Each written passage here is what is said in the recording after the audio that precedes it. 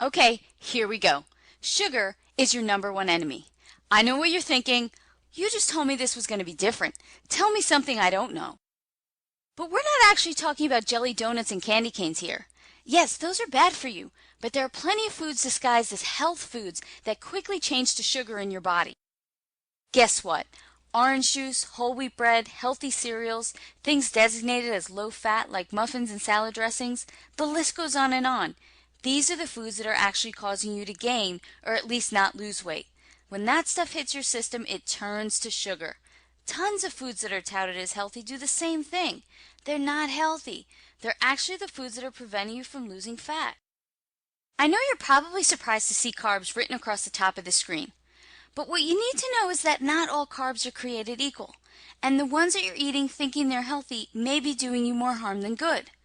Look, you need carbs to make your body function properly, but there are certain carbs you absolutely do not need. For example, many people believe the whole wheat bread they're eating is good for them. Definitely not. Whole wheat bread will create an increase in blood sugar and insulin just as much as most other breads. This also happens with most pastas. Yes, even the whole wheat ones. Almost all cereals, crackers, even the ones that have all kind of healthy claims written all over the box. All of them will put you in that fat storing state. So which carbs should you eat? Well, lucky for you and me, there are a lot of them. If you're a fan of bread, as most people are, I probably really upset you before with all that bad news about bread. But there are still a lot of breads you can have. There are breads made from sprouted grains or from grains like rice and spelt that all fit perfectly into your fat-burning meal plan. And they taste good too. I'm not into eating anything that tastes bad, and I'm sure you're not either. Speaking of good grains, ever heard of millet and quinoa? They're absolutely delicious.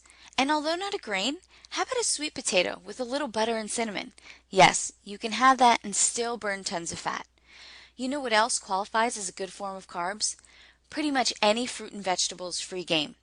And I know there are some crazy diet plans out there that limit the amount of fruits and vegetables you can have, but that's just a complete lie. Any diet that tells you you can't have something like a fruit or a vegetable is some crazy crash diet and not realistic for the long term. The truth is, the good fiber, vitamins, minerals, and nutrients in most fruits and vegetables will actually help you burn fat faster. Here's another very confused topic. If you don't know exactly what kinds of fat you should be eating, burning fat will be impossible. Yes, impossible. We've been told by just about every health guru that fat is what makes people fat. This is another huge misconception and a big lie. You want to know what the real truth is?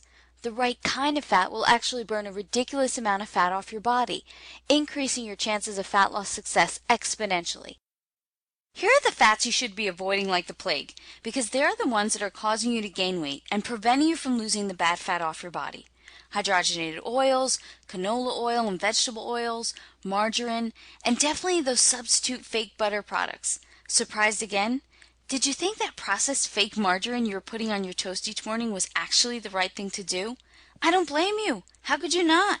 With all those commercials out there telling you that it is actually the healthy alternative to butter? But have you read the ingredients list on there? That's not real food, and your body does nothing good with this stuff but store it as bad fat. Let me let you in on all the delicious fat you can have. Real butter, whole eggs, coconut oil, olive oil, avocados, raw nuts. You think I'm crazy now, don't you? This is usually the place where many people ask me, Isabel, aren't we all supposed to avoid saturated fat for our health? Am I going to keel over from a heart attack by eating butter and coconut oil? Definitely not. Another huge misconception and something most health professionals have all wrong. Statistics prove it. Remember, sugar is your enemy.